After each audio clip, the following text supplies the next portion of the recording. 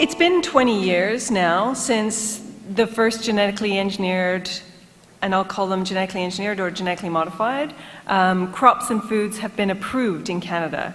So after 20 years, I think we can have a conversation about our experience so far. We should be able to have that conversation, talk about what we can conclude, and how this could inform our understanding of the future.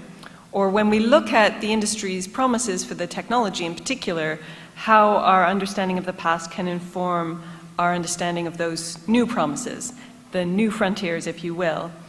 And so I sort of gave a title to this discussion as one about new frontiers. But the question really is, are there any new frontiers, or does it look the same?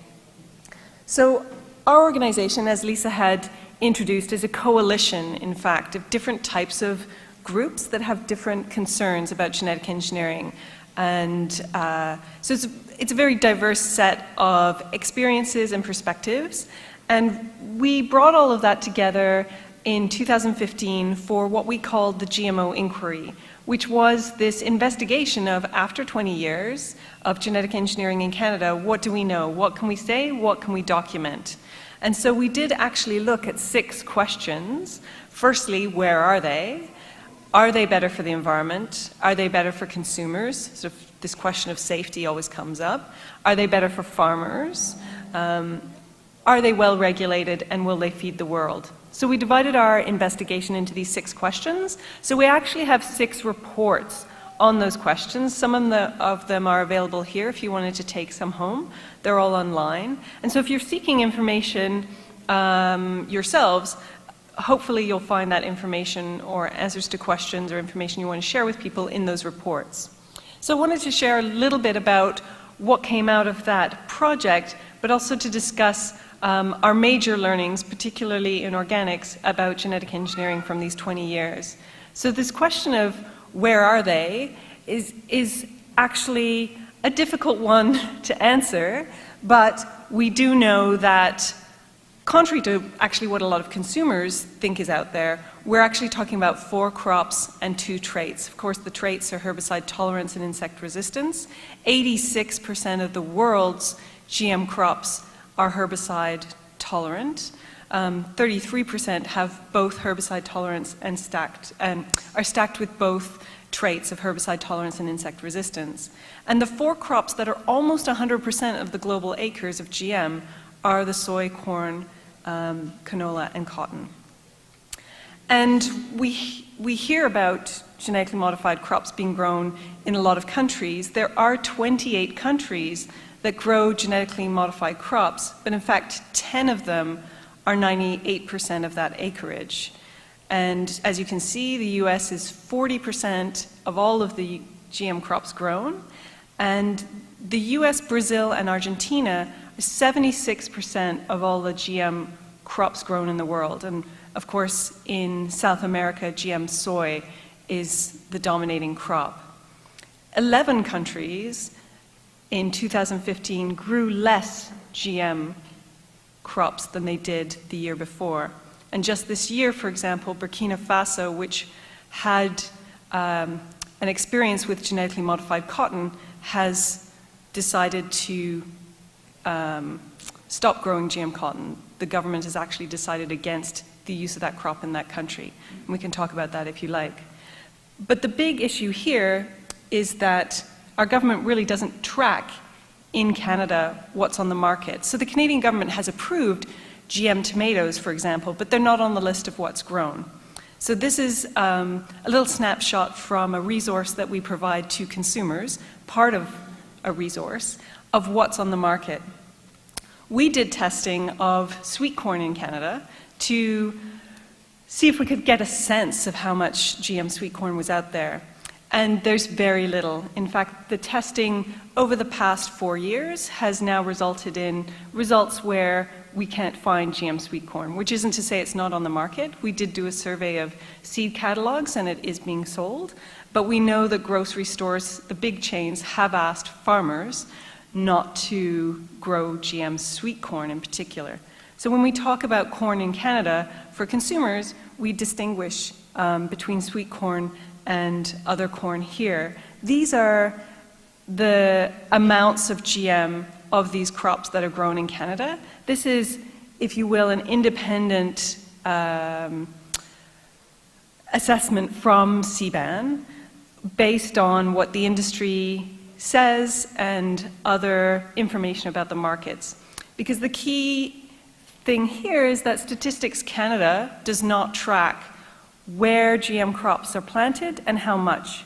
Statistics Canada tracks the plantings or purchasing of seeds of genetically modified corn and soy in Quebec and Ontario, which obviously is not the totality of GM crops in Canada. So the government does not know which GM traits and how much are on the market and where.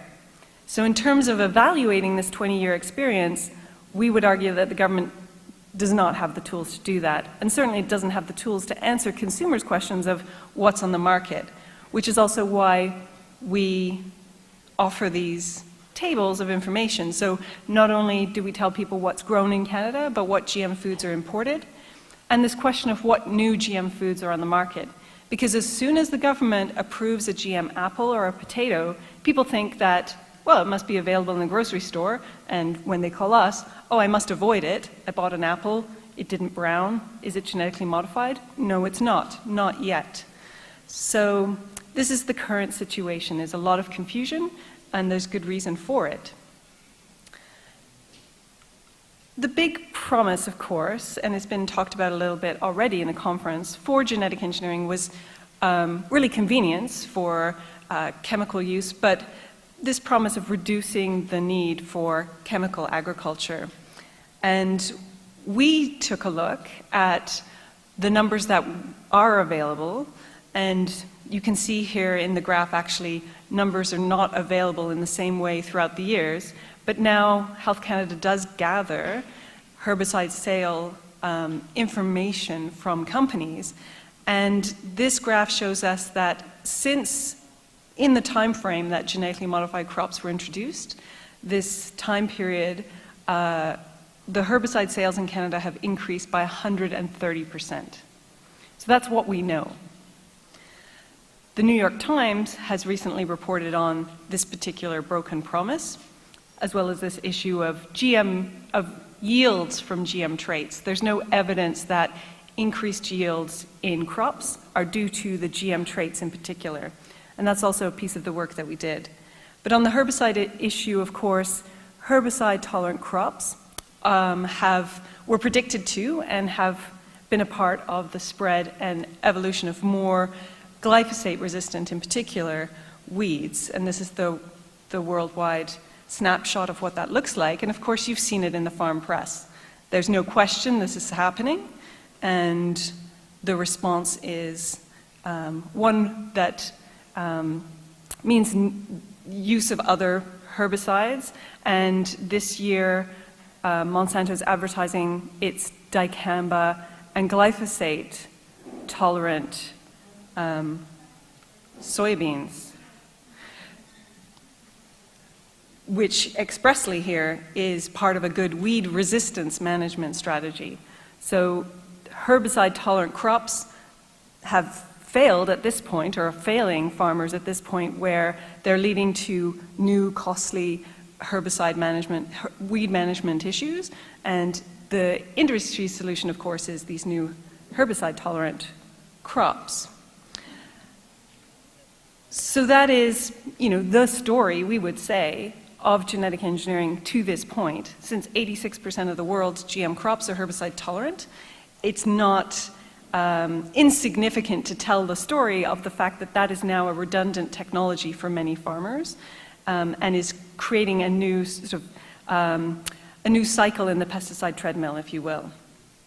But as organic farmers, you will be particularly aware of the story of contamination, which of course is one that canola farmers or grain farmers in Saskatchewan, in the prairies, know very well, and which the Organic Agricultural Protection Fund of Sask Organics, spent a long time supporting farmers who were seeking compensation for contamination of canola from Monsanto and Bayer, a case that unfortunately was not heard in the courts. It was not certified as a class action.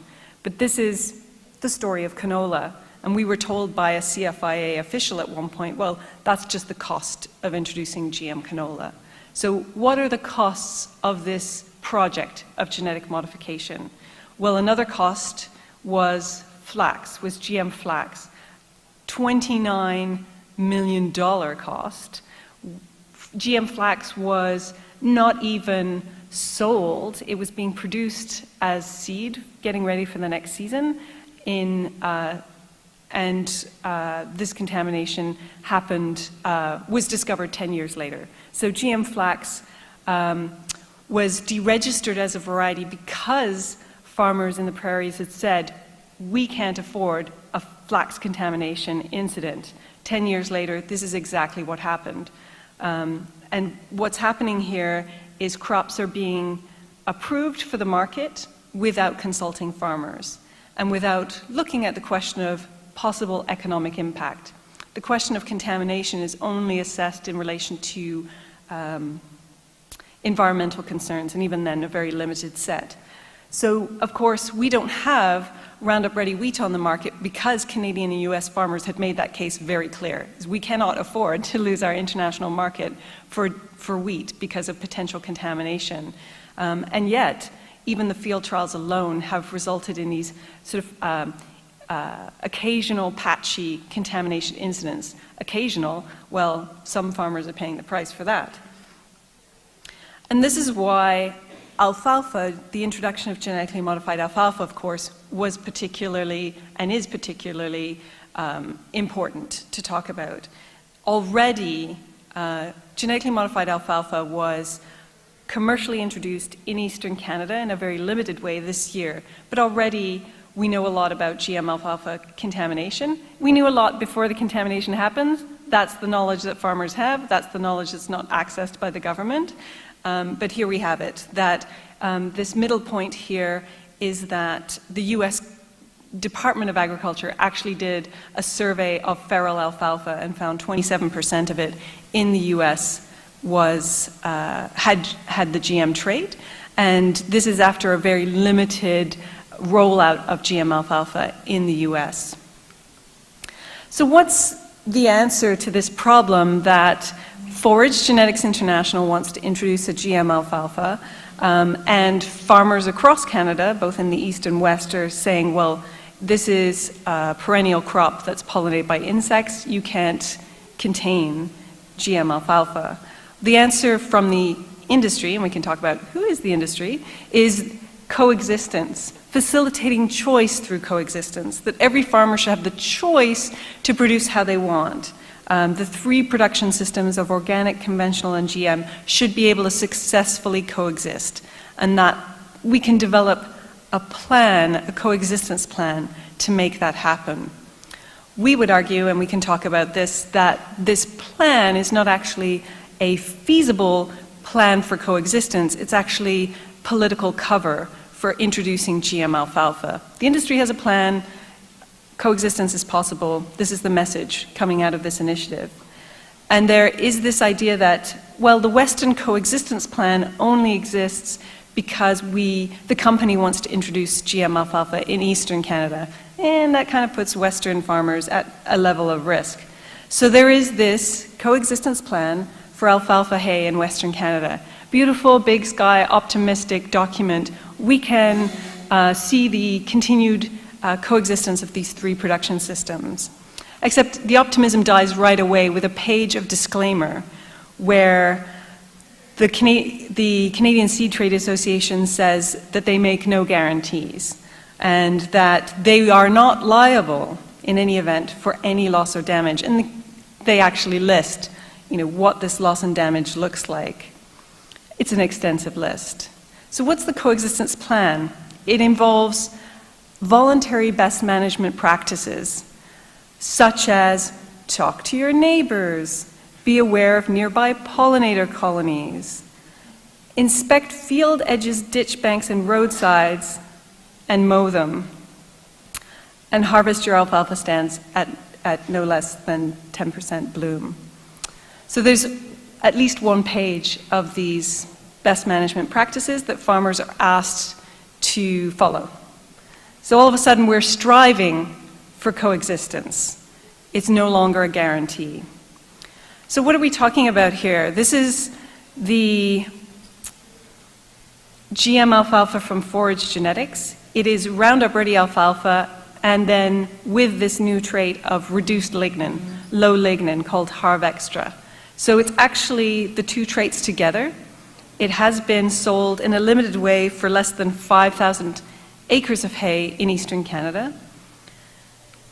But interestingly enough, the low lignin trait also allows farmers, and is expressly designed to allow a delayed harvest of a few days, in fact 7 to 10 days. So what happened to this best management practice of cutting at 10% bloom? Oh, well, that's no longer realistic. It's no longer at play.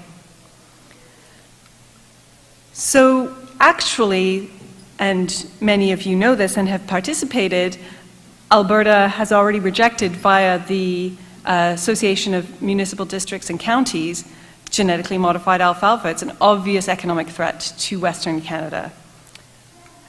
And they have brought forward this demand or recommendation that the government conduct some kind of economic assessment, impact assessment. And 15 farm organizations wrote to the Minister of Agriculture and made it clear that the release of GM alfalfa seeds, the consequences would be extremely serious. And you can sign, as farm organizations and other farm businesses can sign this letter that has already been sent to the minister. You can see Sask Organics is on the list there, and I've highlighted some of the other organizations that are here at the conference. So the Canadian Seed Trade Association has a coexistence plan. 15 and more farm organizations, including in Quebec, across the nation, are saying that coexistence is not possible, and GM alfalfa should not be at play in the system because the economic impact of contamination is too strong. And so many of you participated in these rallies, 36 rallies, led by farmers, coordinated by the National Farmers Union with the Canadian Biotechnology Action Network, including in Calgary and Edmonton and Red Deer, where farmers are saying, no, there are some GM crops that we cannot allow into the marketplace because of the consequences. And citizens, consumers, non-farmers are supporting that. And I wanted to show this slide because this comes from Toronto. A store in Toronto had made this banner. Customers had signed it, and it was then, I believe, in Kitchener-Waterloo, the banner was sent to the protest there outside of a CSTA meeting, a Canadian Seed Trade Association meeting. And so you see here that, for one, consumers are behind farmers, and they understand, amazingly enough, what is alfalfa, how important it is to farming systems. That conversation with non-farmers, including myself, was an education about farming. How does farming work? But consumers are a problem here for the food industry. These are headlines from the Farm Press. The food industry must prove itself to consumers. Consumers need the truth about farming. There's a lot of consumer mistrust about genetic engineering. And this is something that Dag Falk from Nature's Path will be talking about after this session, is the response to consumer concern around genetic engineering and all this hubbub is social license, this project to regain public trust. So if we're talking about new frontiers of genetic engineering, are they going to increase consumer confidence? There's certainly a big public relations question there. And these are samples of old public relations from the Canadian government. 1999, the promise of reducing herbicides was presented in 1999 with money from the Canadian government. Promises about genetic engineering, generating new products, better quality and greater selection. The Canadian government spent $2.5 million in 2000 sending this publication to every household in Canada. And I raise this now because the social license question is about regaining public trust, and the Agriculture Committee just finished hearings on genetically modified animals for human consumption. Mostly the presentations were, about how really the industry wasn't really interested in genetic engineering at this time, but there is a genetically modified salmon coming to market. But one of the major threads of conversation in the Agriculture Committee was, what role should the government play in helping consumers understand the benefits of these technologies? So I think, we could see a new wave of government-sponsored public relations, and I had mentioned, there was a slide I skipped through, which was the video License to Farm, which some of you might have seen, that Sask Canola put out with support from the federal and provincial government. So already that's happening, because there's a problem, and the problem is industry. So the biotechnology industry organization, the big international lobby group, has changed its name. So now they're the Biotechnology Innovation Organization. How are we going to sell this troublesome technology to consumers and to the world?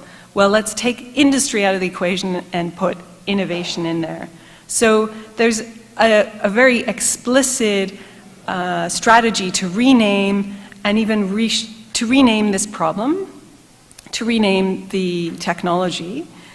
But also, as you had seen earlier, there's also this reshaping that's happening, which is it going to help or hurt this idea that, well, we need to foster consumer, in particular, acceptance of genetic engineering, that the big 6 seed companies, seed and pesticide companies, are about to become the big 3. So we would have 3 companies in the scenario of mergers that's very much, in the now. These 3 companies would control more than 60% of both the seeds and pesticides market. What's that going to mean for genetic engineering? In 1993, Monsanto had said, well, the future availability of food biotechnology will require 2 things: regulatory approval and public acceptance. They have regulatory approval, but 20 years in, I would say it's fairly clear they don't have public acceptance. So what about the new frontier? Is that going to be a frontier of acceptance? There's perfect just got better. The perfect fruit just got even better. This genetically modified non-browning apple has been approved. The potato that can be cut and doesn't brown has less acrylamide when it's fried. A better potato. This is what genetic engineering brings us. And a genetically modified salmon that grows faster. I put this slide up there because this is the company AquaBounty. This is their facility at Prince Edward Island. Cutting edge technology. So it is clear that Canadian consumers right now are rejecting genetic engineering. 88% want mandatory labeling, and a lot of that is actually just a concern about transparency. Not all of those people would necessarily reject genetic engineering in the grocery store. But you can see here that 59% oppose genetically modifying crops and animals to produce food, and surprisingly, perhaps it doesn't surprise you, 48% support a ban on all genetically modified foods. So this is the current situation. We produce, information now for consumers on how to avoid GM foods because they are asking for that information and it's not otherwise available.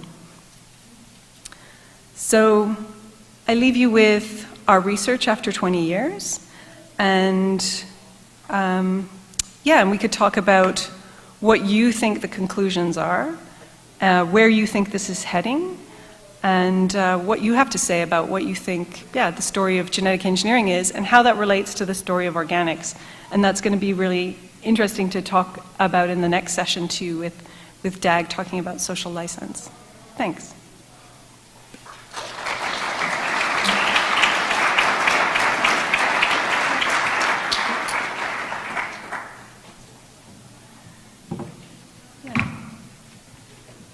Questions and comments? Well, thank you very much, Lucy. Now we'll open the floor up to questions, comments, discussion. I believe that there are some microphones, so please feel free to share your thoughts or your questions with Lucy.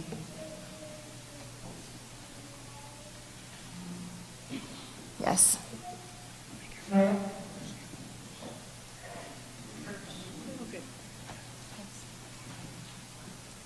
Thanks. Thanks, Lucy. David Gould from IFOAM Organics International. First, thanks to you and CBAN for doing this work because it's so critical to get the information out there. And without these relatively small groups of people doing this, we would really be just completely overtaken by this new technology. And I just want to say one quick thing about coexistence. Historically, that was tried in North America when Europeans came. A sort of analogy is that we traded smallpox-infested blankets with the native tribes here and completely overwhelmed them. It's the same kind of effect. So even if Alberta wants to try and keep it out, there needs to be more of a concerted effort because it will continue to come.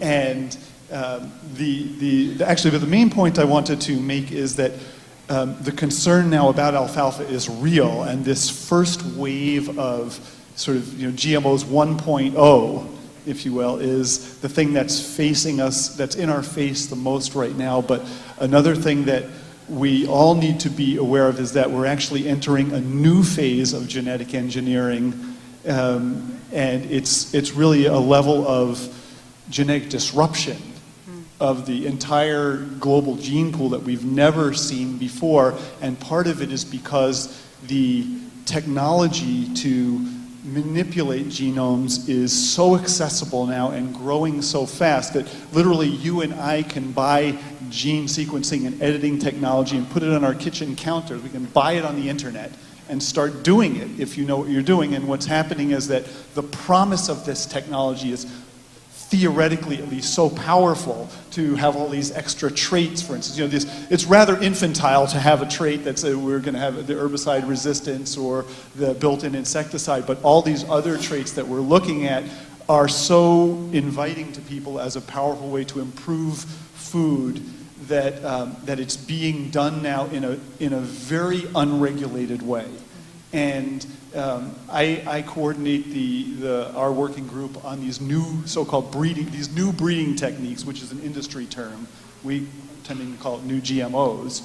But what we are seeing is that this force that's coming in of not only the existing or these 1.0 technologies, but the 2.0 technologies is so great that we need to have somewhat of a different tactic to approach the problem, in the sense that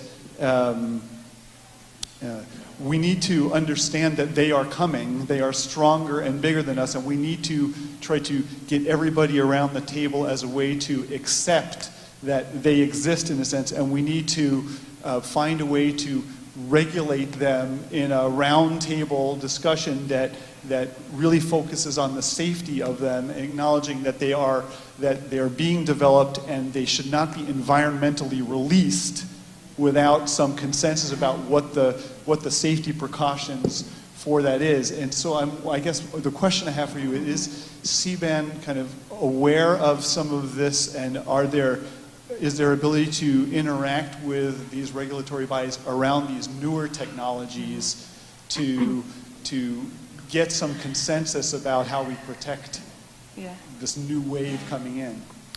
Yeah, thanks. So yeah, absolutely. This is the new challenge for both organics, the organic standard, and for the non-GMO project, and for organizations like us, and for all consumers, is understanding what the new wave of techniques and technologies are and how they differ or are the same from what we see now. It's just that the mechanism of genetically engineering an organism is changing, or you can fiddle around with DNA in different ways to modify the organism. Is it any less risky? What does it mean? And the industry is fighting very hard over that, in particular because it provides an opportunity to argue that the new techniques are less risky, that they solve all of this controversy about risk, which they do not, and that they could be called something else, that this is no longer genetic engineering. These are gene editing techniques, and you've seen perhaps a lot of the media about the new technologies because they have great names, you know, scientific sounding names, because, well, it's great new exciting science, which, as you say, is increasingly accessible, faster in the lab to get results. But yeah, there's a global fight over regulating those technologies because the industry wants to argue that these don't need regulation and they don't need labeling, and they solve all of these problems. That fight has come to Canada in a less public way because of the way that our regulation is structured. Our regulation in Canada doesn't actually regulate genetic engineering per se. We regulate novel foods and plants with novel traits. So the trigger for regulation in Canada is novel traits. So if you create a plant with a novel trait through conventional plant breeding or through any number of genetic engineering techniques, the regulation should be triggered. But the question now is, what products would not trigger that regulation? In the US, we see new products coming to the market or being approved, as it were, without this regulatory oversight. And in Europe, they're fighting over it.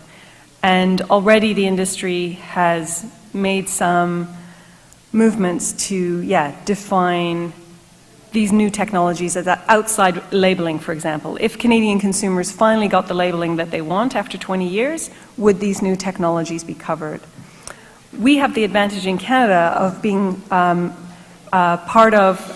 being very well connected to a Canadian-based international NGO called ETC Group that's monitoring this technology and helping us understand it. And they're saying that the new technologies look a lot like the old technologies in terms of the power structure. And with any new technology, and this provides us with another opportunity to ask these questions, the main thing to do is to follow the money. So who's going to make the money from these technologies? How will it be used? So it's actually a big challenge and a big piece of work that we're interested in taking up, and I know people in the Organic Standard have already been doing that in Canada. So yeah, I mean, it's another whole presentation that maybe, you know, for the next Organic Connections, it could be something to discuss for sure.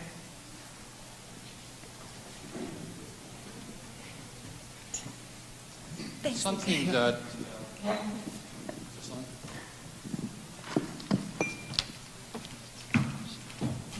something that I've noticed very powerful in the selling of GMOs is the language, which is often used under all kinds of systems to sell something, and that's number 6. Do we need GM crops to feed the world? Implied in that is that it is our duty. In historical terms, it is our manifest destiny to feed the world. It's an extremely arrogant, historically inaccurate thing to even think about that. I keep on getting asked that constantly, and I think that's one of the things that I would argue we need to change the language on that. Because if we really wanted to feed the world, we would implement social policies that would encourage and help people feeding themselves. People have fed themselves on this planet for thousands of years, and now suddenly in the 2000s we think it's our job to feed the world. It's arrogant and extremely stupid. Mm-hmm. So I'm not sure what you can do about that, but that is a way of co-opting. Yeah. That language is a way of co-opting a serious discussion about the effect of these crops. Yeah, thanks. I think that comment is really important, and we go back and forth between putting "feed the world" in quotes, and our discussion in the report goes a little bit towards changing the conversation that exactly this, it's small-scale farmers around the world are feeding themselves and their communities. And when we talk about feeding the world, what does that look like? Well, it's people actually feeding themselves. Like what it's set up entirely the wrong way. And actually that's another, you know, it's so obvious that the public relations around that is easy to say, we need GM crops to feed the world. And then the response to that is really complicated, and it does take you know, yeah, as you say, a reframing that, yeah, that's really important. So, yeah, I think that's part of a longer discussion we're trying to have. But it's crucial, and I think this conference has done a lot of that already. You know, you talked about agroecology, and you can see in the presentations people farming. Like they're farming, and even if you think about GM seeds in those farming systems, it doesn't make any sense. But it's for people to make those decisions for themselves. And this idea that Canadian consumers need to eat GM crops because GM needs to feed the world, that makes no sense whatsoever. The connection between that is a fallacy. Yeah.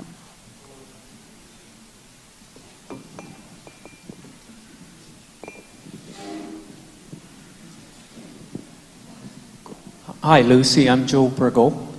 Oh, hi. We've spoken and emailed many times. Good Yeah. to see you. Thanks. I always make the argument when they say we need to feed the world, I tell them, well, conventional farm prices are as low as they can go and be sustainable, and the people that we need to feed still couldn't afford to buy that food at that price. So it's just a fallacious argument. It doesn't make any sense. And I agree with you. We need to, the people that live in their countries need to be able to grow the majority of their food. That isn't happening always for a multiplicity of reasons in countries where they're not growing their own food. But the argument that we need to feed the world, I think a lot of conventional farmers are realizing that doesn't hold a lot of water. So the guys that can think about that a little bit. I always say that what we need to do is grow quality food. We're a manufacturer, and we want to manufacture high quality products. We don't use inferior materials to manufacture high quality equipment. We use the best material we can. And as humans that want to live over 100 years, we need to eat the best quality food that we possibly can. And so the focus needs to be on quality. We need to shift the focus to get people to focus on quality foods.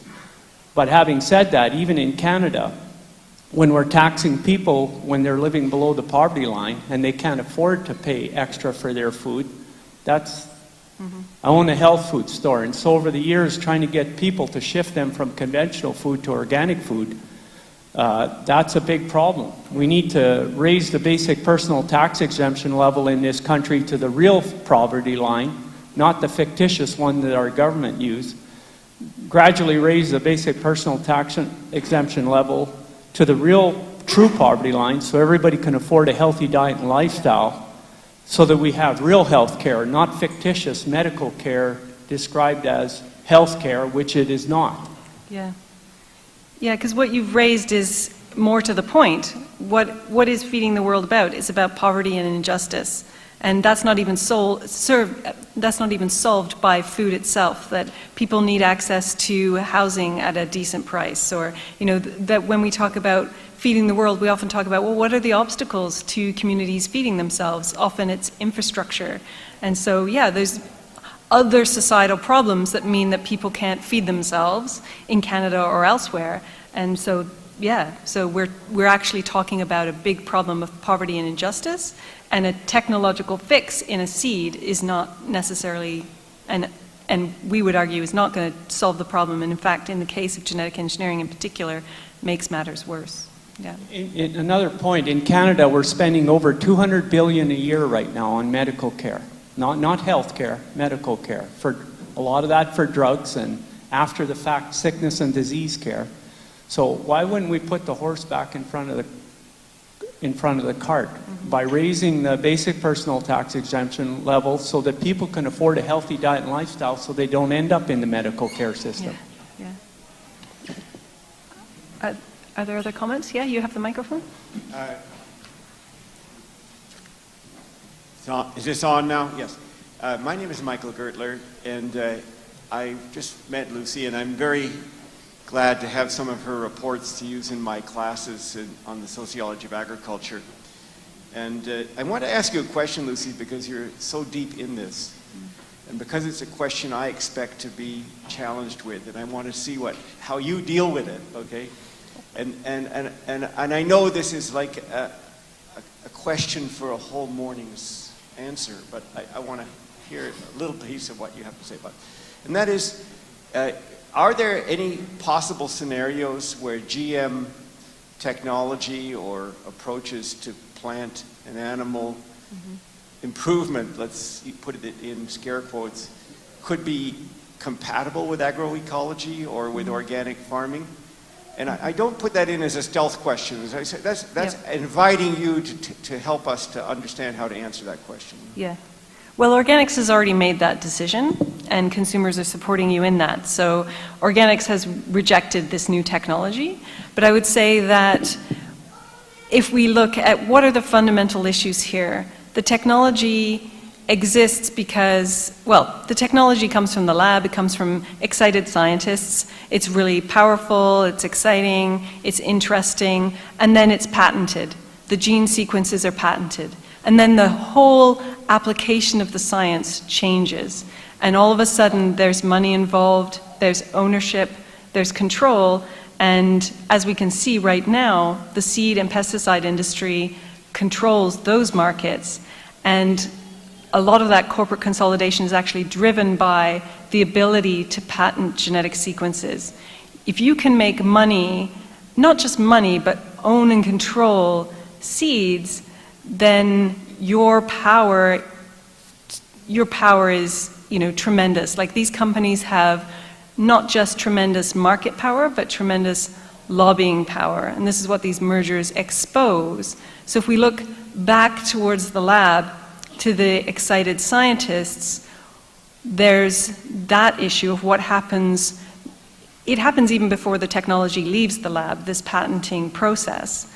But then the question of, how great is it that the University of Saskatchewan, through the Crop Development Center, Alex McEwen had developed a genetically modified flax. So exciting. He was excited. He gave away seeds. Flax farmers said, this is crazy, we need to protect our markets, and fought with the professor about that question. So there's the question too of what you do in the lab, who are you doing it for?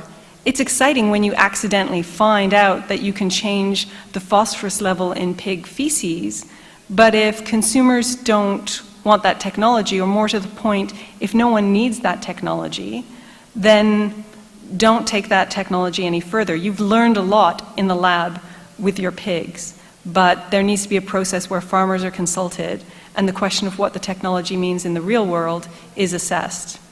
And then there's the question of environmental risk and human health safety. And that's when a lot more testing in the lab needs to happen by a bunch of other scientists in other fields, and those tests don't happen because the technology is patented, handed over to companies, those companies do the tests. Those companies present the data to government regulators. That data is confidential business information. It's not peer-reviewed data, so it's actually not part of the international scientific literature. It actually doesn't meet the definition of science, because peer review is part of the definition of science. So that also is what's happening here, is that there needs to be true public regulation of the risk questions. And this is why we see such a huge, well, part of why we see such a huge controversy over the technology. So I would say there's a lot in the way of this technology succeeding for the public. How do we make any new technology in any field work for society? Well, what you need for that is democracy. Maggie, did you?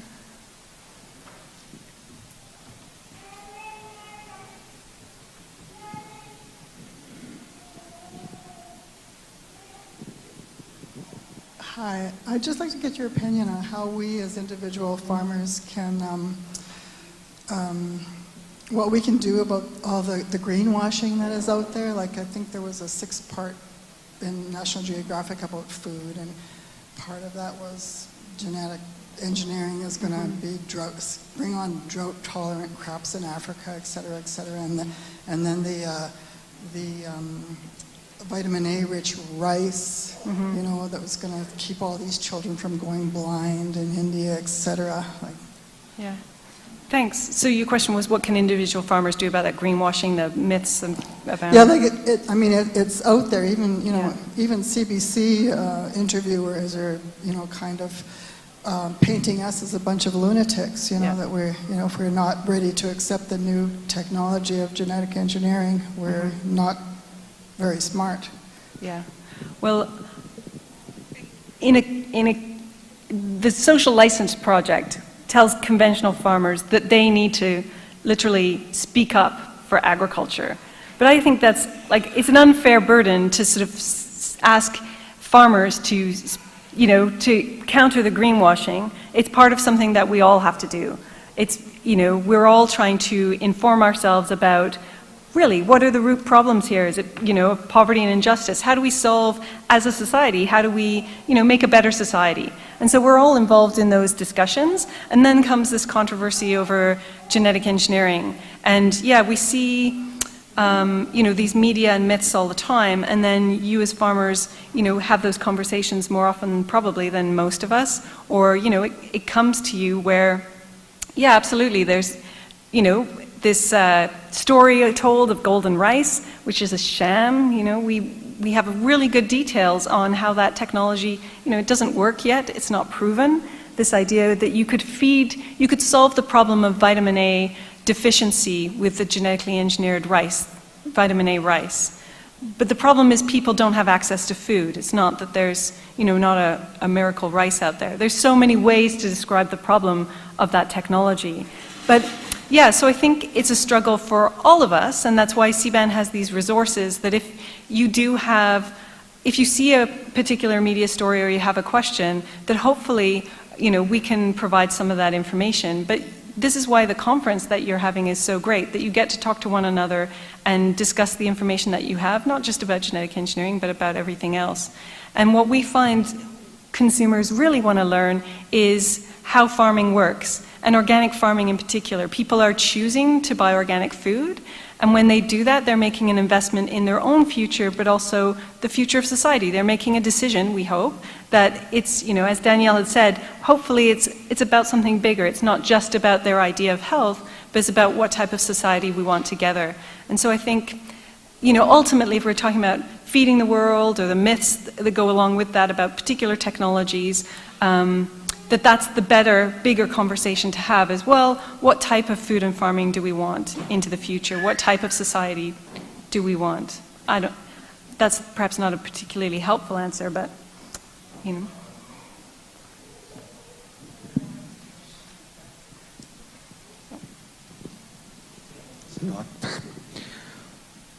Just this summer west of Saskatoon, there's a Ag in Motion promotion, and they've been operating there for a couple of years, and for the first time I noticed, and it might be just me that I only noticed it now, is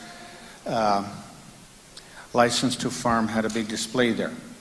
And so they were running their video and they were having talks, and when I got there, this Quonset had, I don't know, 200-300 chairs or seats, and there wasn't one person in there. And I walked in there and I asked them a couple of questions. And one of the things that came out of what I asked them was organic farmers are extremely irresponsible to think that they can feed the world ever. And the genetically modified foods is what it's going to take to feed the world. And their opinion was that, one, organic farmers' input into informing the consumer costs them millions of dollars to try and reverse. So in the end of it, they almost got hostile when I said that I wondered why we had health issues with foods we eat, because there's a great document saying, and a test done that says, we are what we eat. And genetically modified foods alter human DNA was the claim of this study. And eventually, we start thinking different or we act different, and it goes to some weird, bizarre things. But they were extremely hostile with the fact that I figured the food should be clean and pure and the way it used to be, and not all these chemicals involved.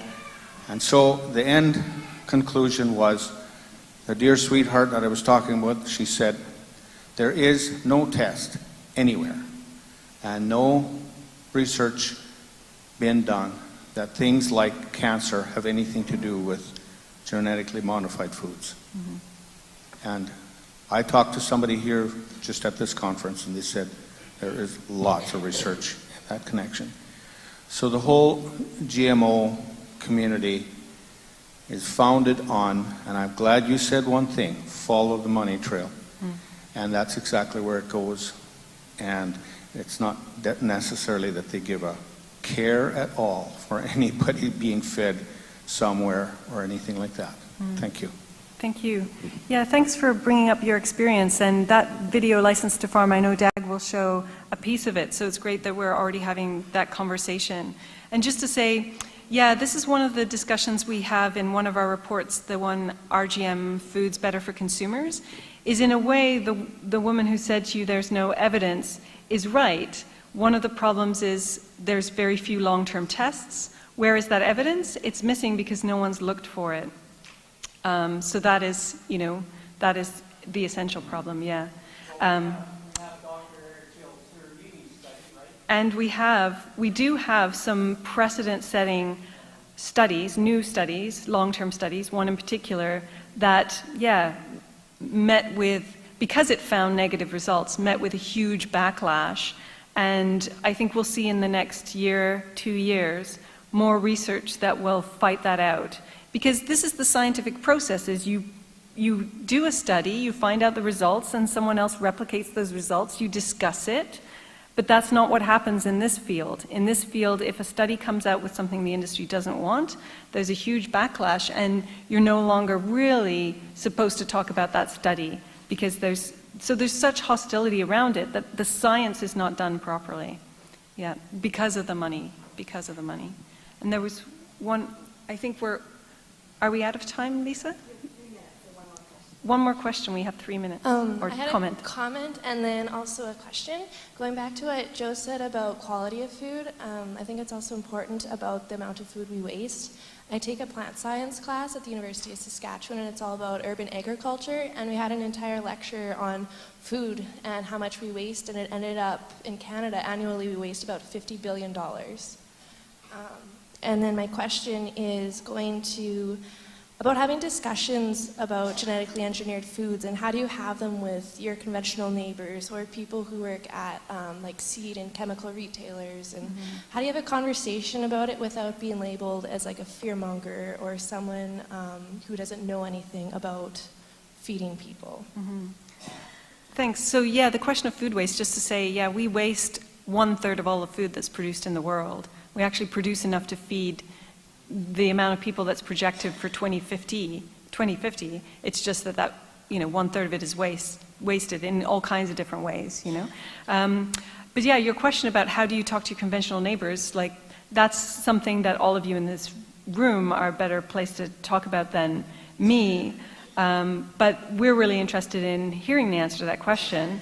And our experience is, and I don't know if you see this or would agree, it sounds simplistic perhaps, but that one of the places that most farmers agree on these issues is companies have a lot of market power, too much market power. That when farmers are buying seed, I think there is a level of consciousness about who owns that seed. And now when we see the mergers proposed here between Bayer and Monsanto for $66 billion, that perhaps is an opportunity to talk about who controls the farm inputs that are more expensive. GM seeds are more expensive. And those companies that are selling them are making promises for them that are not necessarily coming true. For Canadian farmers, for many years, there were some benefits that were experienced, the convenience of herbicide-tolerant crops, until now, until herbicide-resistant weeds. This is why in India and West Africa, farmers are rejecting genetically engineered cotton, because they don't have the money to absorb the mistakes of Monsanto. When farmers are sold inputs that don't work, that's a problem. And in Canada, that means, increasing farm debt, increasing troubles on the farm. It's a very serious problem. In India and Africa, that is, a life-threatening problem. And this is something I think that's really important, is that, and we see this in my understanding, in other different inputs as well, where the Canadian government is regulating less, and so the burden of that experimentation with those inputs happens on the farm, and that costs farmers. And so genetic engineering is part of a bigger problem. That's sometimes how we talk about it, and that's how we understand it, and that's part of the bigger discussion that we're really happy to have with farmers and everybody, as I say, about what kind of society we want, and then whether or not these technologies or how they're put together is a part of that. Thanks.